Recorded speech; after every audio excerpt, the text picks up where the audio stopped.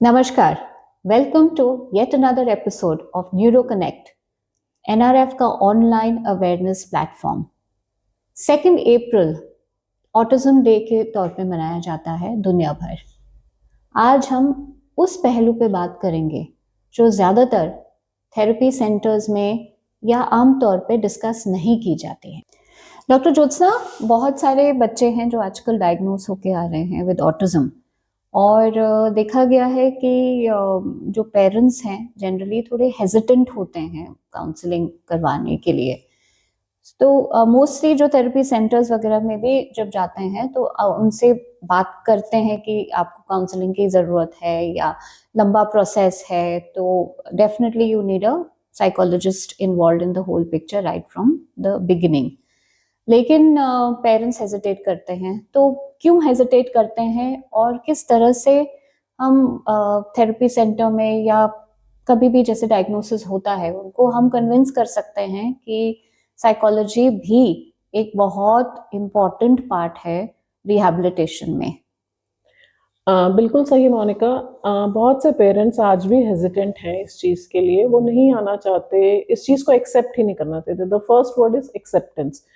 Parents में इस चीज़ की एक्सेप्टेंस नहीं हो पाती कि ये एक प्रॉब्लम, हम इसको एक प्रॉब्लम की तरह वो लोग लेना शुरू कर देते हैं कि बच्चे को कोई प्रॉब्लम है, ऑटिज्म, फिर हम गूगल करना वो लोग शुरू कर देते हैं जिसमें बहुत सारी बातें जो होती हैं वो आपके थॉट प्रोसेस पे आ जाती हैं उधर, कि आप सोच रहे हो अरे मेरा बच्चा डिपेंडेंट हो जाएगा, वो कोई काम नहीं कर पाएगा, जिंदगी भर कैसे उसकी चलेगी। तो इस तरीके से उनके दिमाग में बहुत सारे एक अलग अलग से ख्याल आना शुरू हो जाते हैं कि बस जिंदगी बच्चे की यहीं आके रुक गई मेरे। तो इस चीज से वो डिनाइल पे ही चलते रहते हैं शुरुआत में, और बहुत बार ये देखा गया है कि वो लोग इस चक्कर में बहुत डिले कर देते हैं, जबकि जब भी हमें पता है कि कोई भी ऐसी प्रॉब्लम अगर हमारे बच्चे में से किसी को आई है तो अर्ली इंटरवेंशन बहुत ज़रूरी है। काउंसलिंग इसमें बहुत मेजर रोल प्ले करता है, क्योंकि सीधा ही हम थेरेपी के लिए बोले पेरेंट्स के लिए तो उनको नहीं समझ आता। तो उनको लगता है कि शायद पेडियाट्रिक, शायद एक काउंसलिंग वाला जो इंसान है वो इस चीज़ को ढंग से समझा पाएगा उन लोगों को कि क्या चीज़ है। और ये कोई डोर एंड वाली रोड नहीं है कि यहाँ आके रास्ता आपका बंद हो जाता है। सो काउंसलिंग वहाँ हेल्प करती है कि जहाँ पे उनको दिखाना कि नहीं, अब भी उम्मीद बहुत है, अगर तो बच्चे कहाँ के कहाँ निकल सकते हैं इस लाइफ में भी। है कि हो सकता है एक रिहैबिलिटेशन प्रोफेशनल हम कहीं चूक कर रहे हैं कि हम पेरेंट्स को समझा नहीं पा रहे हैं कि ये लंबा प्रोसेस है और ये काफ़ी प्रॉब्लम्स, कुछ कुछ चीज़ें आएंगी। प्रॉब्लम्स का नाम सुनते ही पेरेंट्स यूजुअली घबरा जाते हैं, but as a rehabilitation professional जब हमें पता है कि रास्ता लंबा है and we know the importance of counselling and psychology, so psychology somehow everybody feels कि असेसमेंट तक हो है, उसके आगे साइकोलॉजिस्ट का कोई रोल नहीं है। सो जहाँ आपको क्या लगता है कि ये थेरेपिस्ट या जो रिहैबिलिटेशन प्रोफेशनल्स हैं उनकी भी कहीं ना कहीं गलती है, या उनको भी थोड़ा सा और एम्फसाइज करना चाहिए importance of counselling for parents and families? मैं इसको गलती नहीं कहूंगी मोनिका। मेन ये होता है कि जब पेरेंट आते हैं तो वो एक ऐसे रोड मैप को लेके आते हैं जहाँ पे बहुत ज्यादा हिंड्रेंसेस, प्रॉब्लम्स, ये सब लेके आते हैं। वो एक चीज को फिक्स करके आते हैं दिमाग में। तो जब हम एक रिहैबिलिटेशन सेंटर में वो पहुंचते हैं तो थेरेपिस्ट उनको समझाने की कोशिश करते हैं। अगर वो कहें कि शुरुआत से ही बोलते हैं कि एक लंबा जर्नी है, तो पेरेंट्स पहले ही हारना शुरू कर देते हैं, ये सोच के कि कौन इतने सालों तक इनको लेके आता रहेगा, साल 2 साल। और हम सब जानते हैं कि प्रोग्रेस ग्रेजुअली आती है एकदम। तो अगर हम एक स्कूल में भी बच्चे को डालते हैं तो फर्स्ट से 12th तक उसको सालों लगते हैं पहुंचने में। तो हमारे ऑटिज्म वाले बच्चों को शायद थोड़ी हैंड होल्डिंग ज्यादा चाहिए होती है। तो वहां आके पेरेंट्स का एक इंसाइट है, फिर अगेन मैं बोलूंगी कि एक्सेप्टेंस। अगर पेरेंट्स इस चीज को समझ लें अच्छे से कि हाँ ये चीज आज दिक्कत आ गई है हमारे बच्चे में, ठीक है ये चीज है, लेकिन इसको फाइट करना है, इसको रास्ते पे चल के एक थेरेपिस्ट की मदद से रेगुलर अगर हम काउंसलिंग लेते रहेंगे, रेगुलर थेरेपिस्ट जो समझाता है उसको हम घर पे भी प्रैक्टिस करेंगे, तो शायद इतना मुश्किल नहीं होगा। तो रिहैबिलिटेशन साइकोलॉजिस्ट जितने भी हमारे हैं वो तरीके से समझाने की जरूर कोशिश करते हैं, लेकिन आगे से पेरेंट्स अगर रोड को क्लोज कर देते हैं कि वो इस चीज को लेना ही नहीं चाहते विलिंगली, तो थेरेपिस्ट के भी हाथ एक लिमिट तक ही होते हैं, उससे आगे वो नहीं जा सकते, क्योंकि वो पर्सनल लाइफ में आप इंट्रूड नहीं कर सकते किसी की। तो यहाँ आके थोड़ी सी प्रॉब्लम आती है। हाँ, बाकी अब अवेयरनेस बहुत बढ़ती चली जा रही है, तो शायद अब पहले से इंसाइट लोगों का बदल रहा है, नजरिया जरूर बदल रहा है। When a parent comes into a center and comes with a confirmed diagnosis of autism, there is a difference between कि स्क्रीनिंग हो गया है और हाई रिस्क पे है बच्चा, उस स्टेज में क्या आप एडवाइस करते हैं उसी स्टेज से काउंसलिंग शुरू करें, या एक कंफर्म डायग्नोसिस मिलने के बाद कि हाँ मेरे बच्चे को ऑटिज्म है, उसके बाद से काउंसलिंग शुरू होनी चाहिए? आपका क्या ओपिनियन है इसमें? मेरे जहाँ तक मैं समझती हूँ उस चीज को, मुझे लगता है कि जब हमारे को एक इंडिकेशन शुरू हो जाती है तभी से ही काउंसलिंग स्टार्ट हो जानी चाहिए, क्योंकि एक्सेप्ट कराना ही एक प्रोफेशनल के थ्रू जब हम वो बताते हैं बात, उसके सिर्फ साइड इफेक्ट्स नहीं या बैड डेट्स नहीं, उसकी अच्छी एक प्रोग्रेसिंग चीज भी दिखाएंगे, तो वो एक नॉन पर्सनालिटी ही दिखा सकता है, क्योंकि पेरेंट जो है वो एक ब्लैक विंडो को ही देख रहा होता है। तो उसको एक रे ऑफ होप देना ये काउंसलिंग और एक रिहैबिलिटेशन का ही काम है।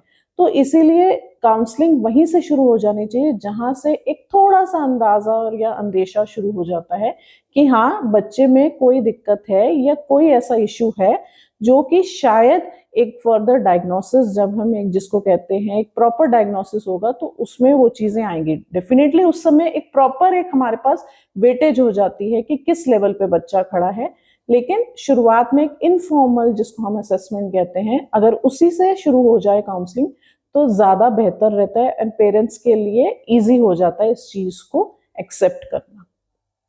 सो यूजुअली जब पेरेंट्स आते हैं सेंटर में या किसी हॉस्पिटल में, सबसे पहले वो होप करते हैं कि उनका एकदम से यही होता है कि थेरेपी शुरू हो जाए, बिकॉज ऑब्वियसली वो प्रोसेस से गए हुए हैं, और चाहे ऑक्यूपेशनल थेरेपिस्ट हो या स्पीच थेरेपिस्ट हो या साइकोलॉजिस्ट ने ही, अगर चाइल्ड गाइडेंस काउंसलर उन्होंने ही एडवाइस किया है या पीडियाट्रिशियन ने एडवाइस किया है कि आपको थेरेपी जल्द से जल्द शुरू करनी है, तो थेरेपी तो वो आते हैं और वो शुरू करवा लेते हैं। And as a routine practice in occupational therapy और स्पीच थेरेपी हम लोग रेगुलरली काउंसिल करते ही हैं पेरेंट्स को, क्योंकि हमें भी लगता है कि जब तक पेरेंट्स को किसी चीज के पीछे उसका कारण नहीं बताया जाता है तो वो उस चीज को एक्सेप्ट नहीं करते हैं। तो counselling is an ongoing process and it happens in regular therapy settings also.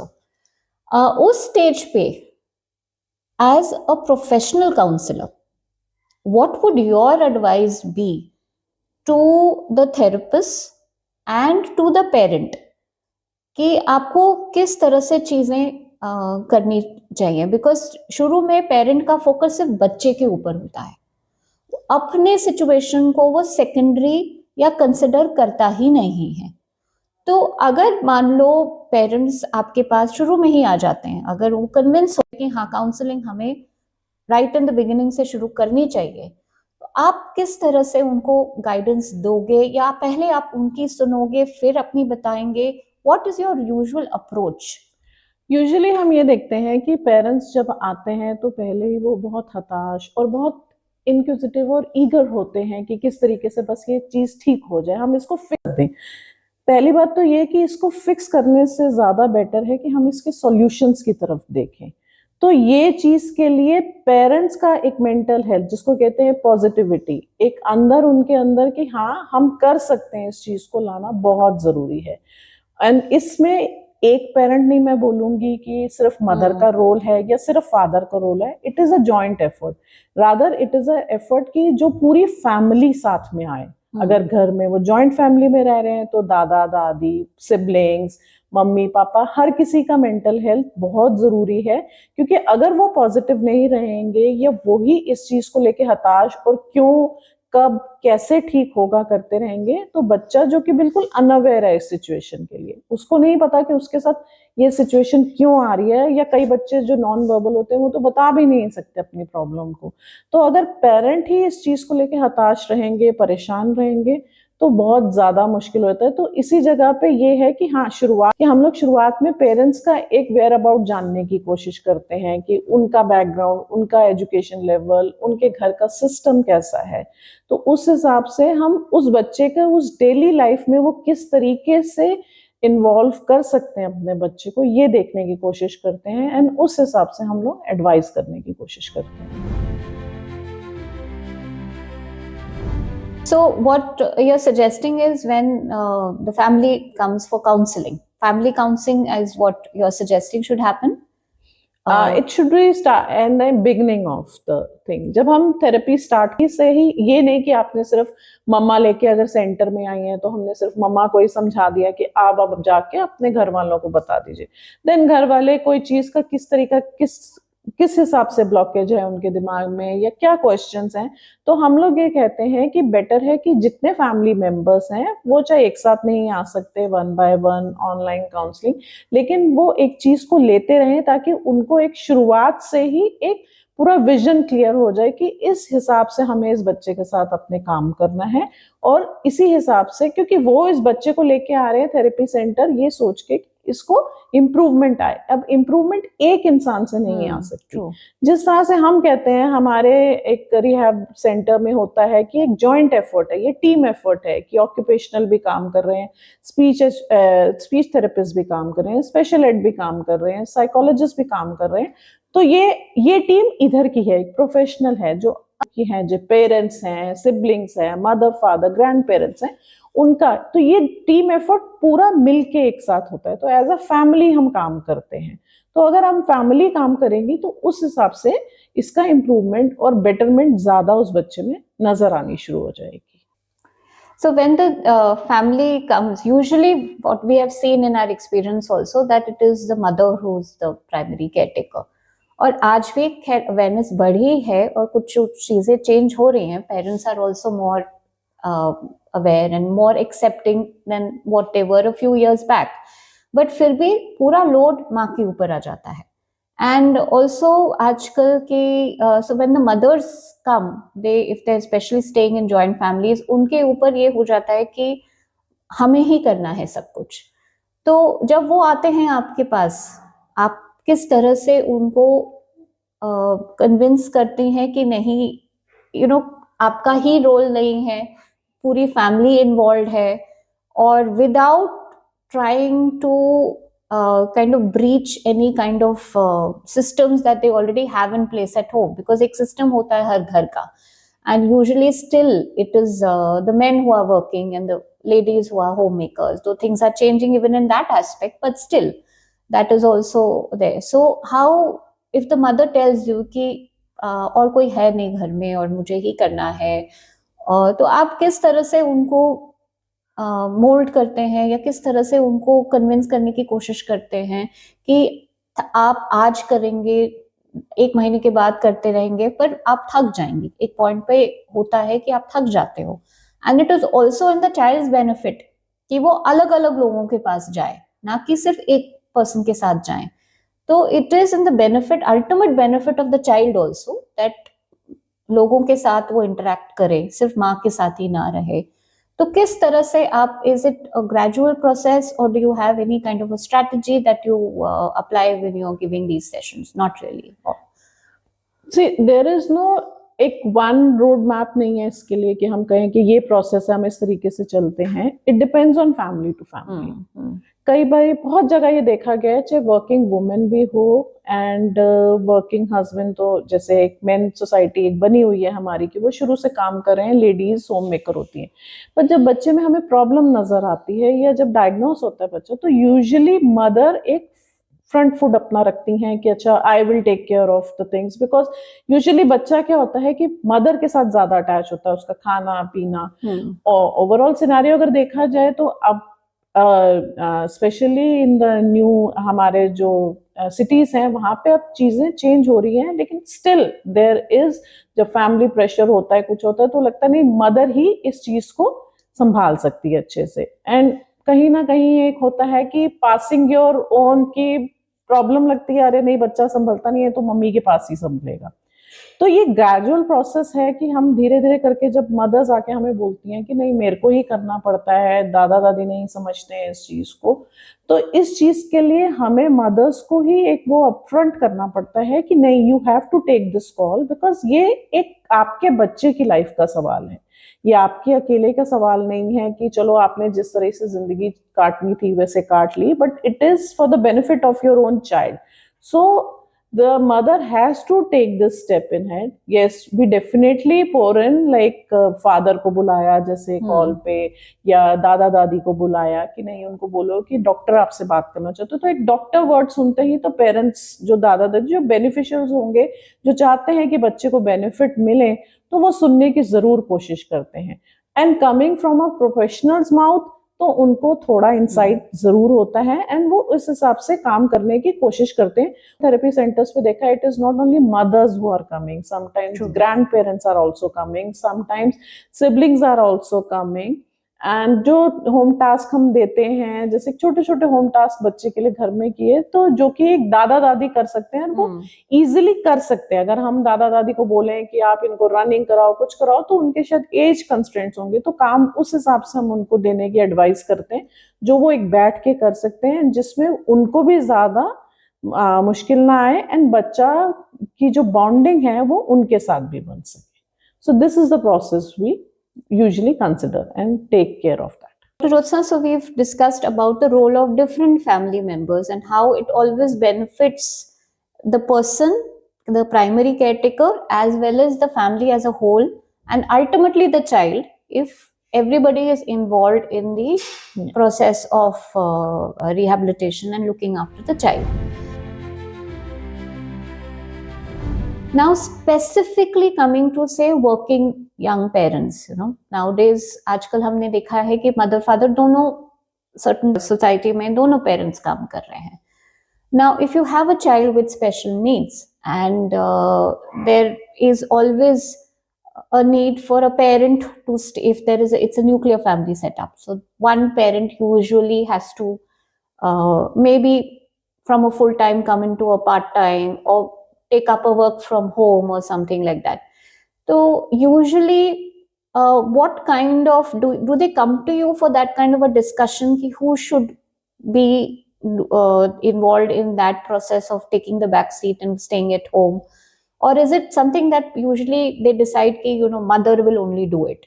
How is there, and have you faced any couple coming to you ki this is the situation, please advise us, what should we do, because we need the money, we are staying alone, so what do we need to do? No, nowadays हम इसको ये नहीं कह सकते कि सिर्फ जो young couple है हमारा वो इस चीज को सोचता है, क्योंकि girls are equally earning nowadays as compare to man. मतलब इक्वल अगर प्रोपोर्शन रेशियो देखा जाए तो हम नहीं कहेंगे कि गर्ल्स या लेडीज कम कमा रही हैं या उनकी जॉब्स ऐसी नहीं है।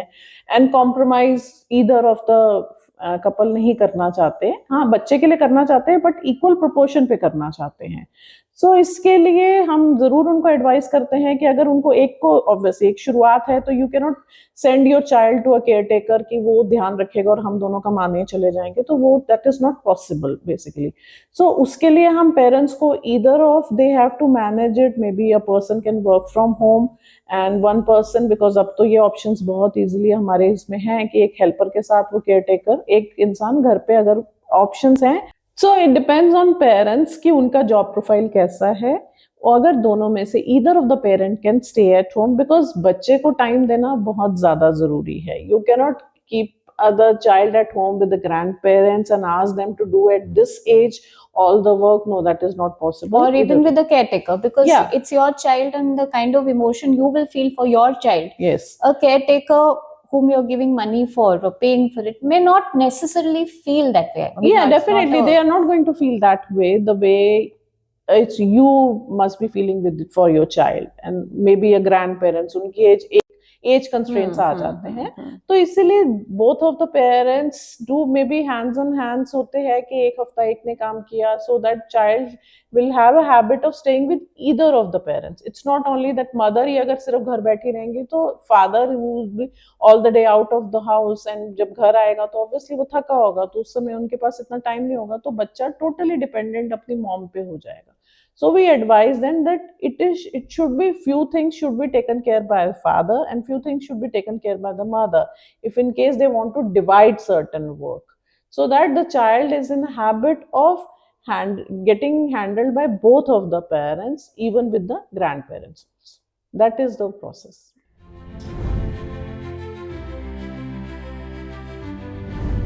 So, Dr. Jyotsna, do any couples come to you for counseling? Because once therapy starts and everybody is doing their work, somewhere the parents do realize that it is going to be a longish journey.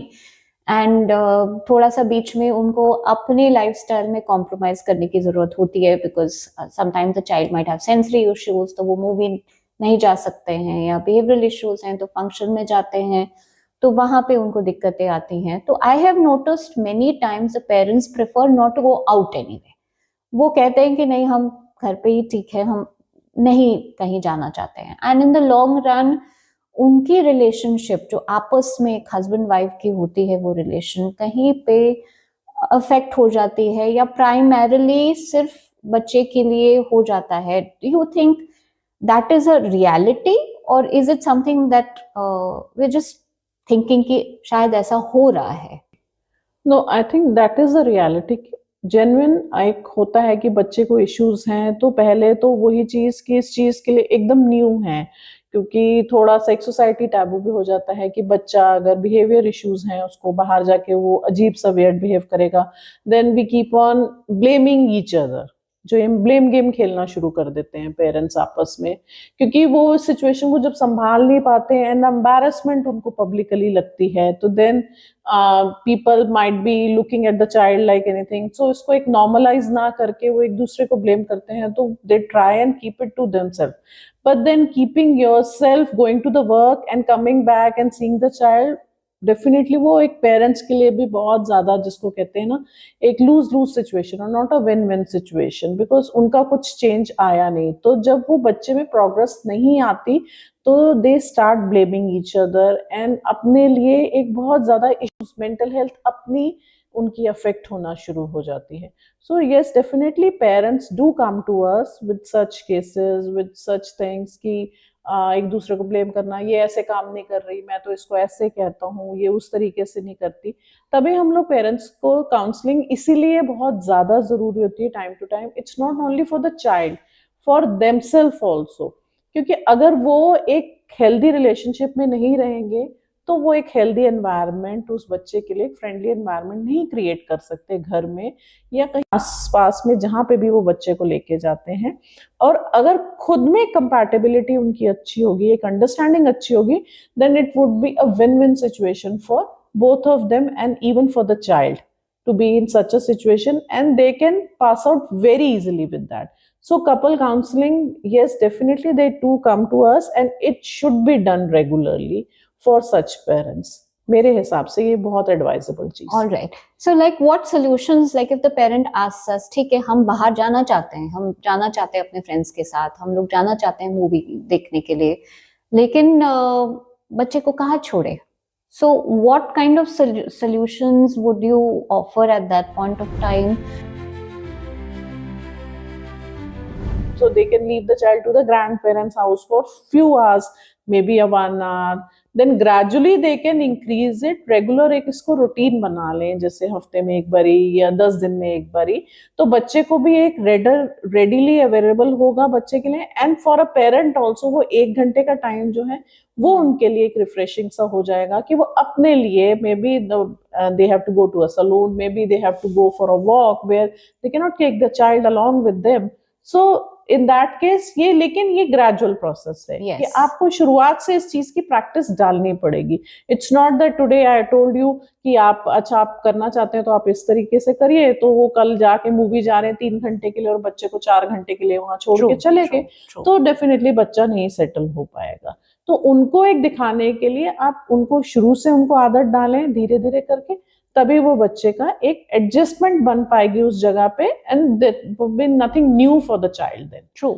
So it will be a part of the child's routine anyway. Yes. So that It is that a would learning work. process for them also. That Like would work. some, yes. And if the parents come up with this thing कि हमारे पास we don't have financial constraints हैं, so there are options where you can, there are daycare centers where you can keep the child every week for an hour or two.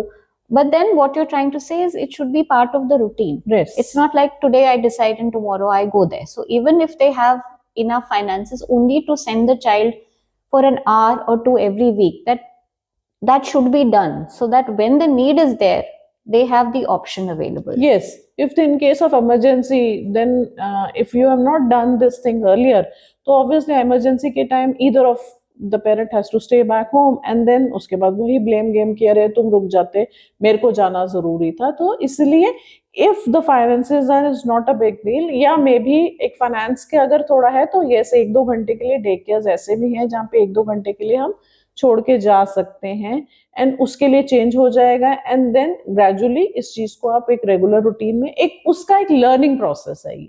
This is a part of a learning process for a child, like other things which the child you have made as a part कि हाँ इस तरीके से मुझे उसको vegetable सिखानी है, सो this is also one part which can be incorporated in the regular routine.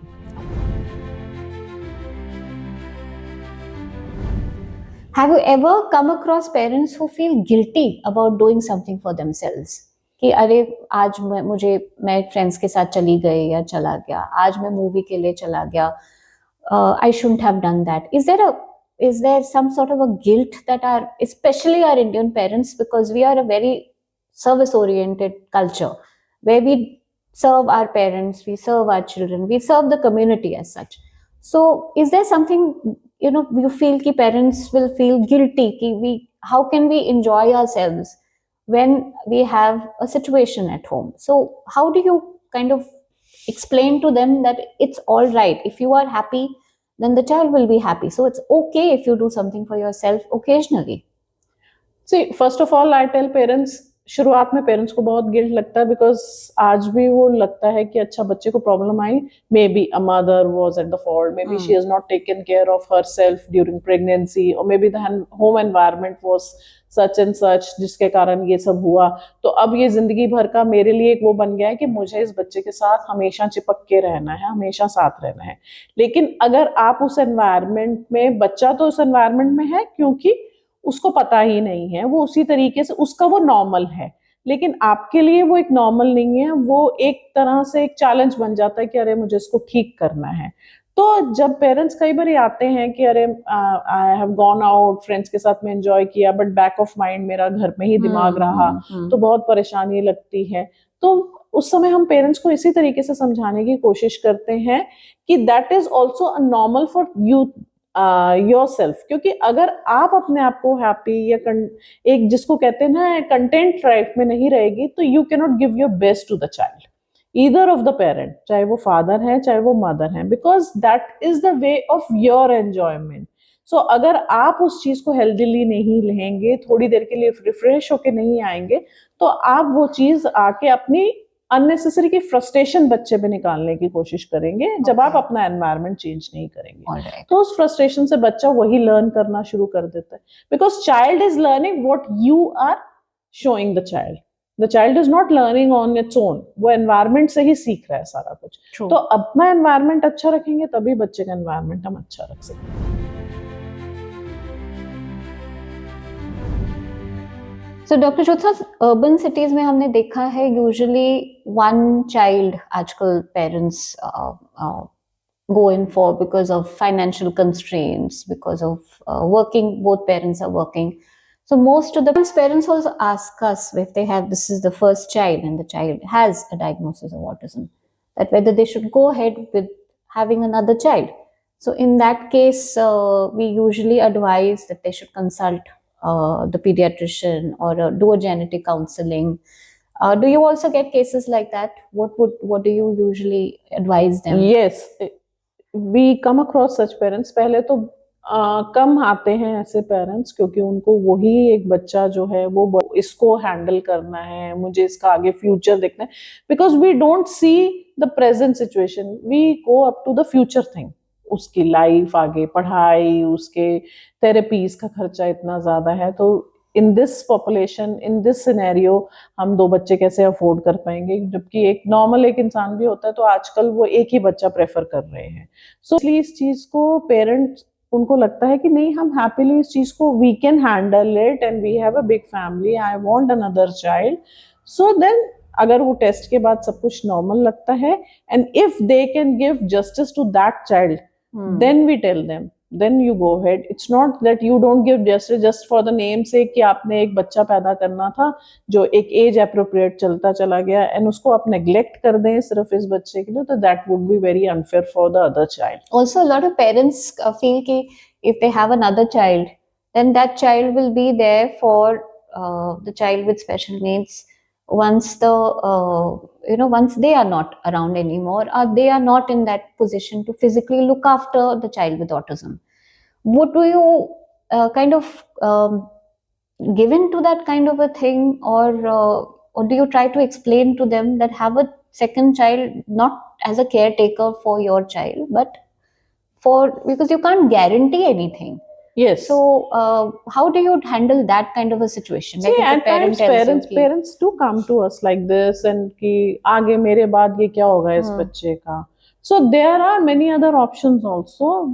Just having a child for your child is कि वो caretaker बन जाए, लगने लग जाए, कल को उसकी family होगी, वो नहीं accept करती या जैसे भी होता है, तो you cannot for this thing. It's not a responsibility that is your other child's responsibility.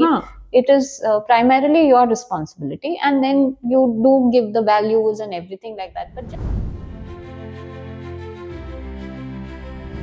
a lot of financial planning and a lot of investment in this terms of therapy and schooling. Once a child starts going to school, then maybe a shadow teacher is required, special educators will be required. So at some point of time, parents drop out because they say we can't afford it. So of course, NGOs like the NeuroAid and Research Foundation, we cater to different kinds of people, and we offer even free services for people who we feel cannot afford therapy services. And there are, of course, reasonably charges for other therapy services also. However, we still feel that parents feel that how long can we keep spending money? And at some point of time, because invariably one parent has stopped working, they have kept help at home, like whatever we have discussed so much. So the money is going into supplementary services, like thing. And you go to school, so you're keeping a shadow teacher there also. So therapy somewhere kind of, it becomes very expensive for the parent. So how do you kind of counsel those parents? Is there anything that you suggest to them when they come with that कि हम लोग afford नहीं कर सकते हैं, तो हम so of course home program is another way out, but at some point of time they have to still keep coming back. So that coming back becomes a burden because finances is definitely a reality. See, in today's world, I think this is the real reality that finances बहुत ज़्यादा इसमें एक लगता है, because it is, as I said, it's not only one therapy you're working on. Initially, you are working with the occupational, then the speech therapy, and then the special ed, then the counseling. Definitely, it all needs the money inflow. एक अच्छा चाहिए. Then parents का burden ज़्यादा है, because in today's world, you need everything. जैसे shadow teacher उनको school के लिए रखना है, caretaker रखना है, helpers चाहिए, या अगर कोई हम medicine पे है बच्चा तो उसको medicines भी चाहिए. So nowadays अगर हम देखें तो government is really working good in this, because we are having a lot of health insurance. Like one is Nirmaya health insurance, and the other one, like armed forces are reimbursing. Even the private sectors the private offices are also reimbursing for the child's welfare की, वो बच्चे की therapy के लिए किस तरीके से काम कर सकते हैं। देन CGHS से है, गवर्नमेंट की बहुत सारी ऐसी लीगल एड्स मिल रहे हैं हम बच्चों के लिए। So we keep on asking the parents that keep aware about of all these things, check the websites for that, because now government is really working good for the children with special needs. So we ask them to take help for this thing, because this value is for them only. ये जो पैसा है ये इन बच्चों के लिए ही है.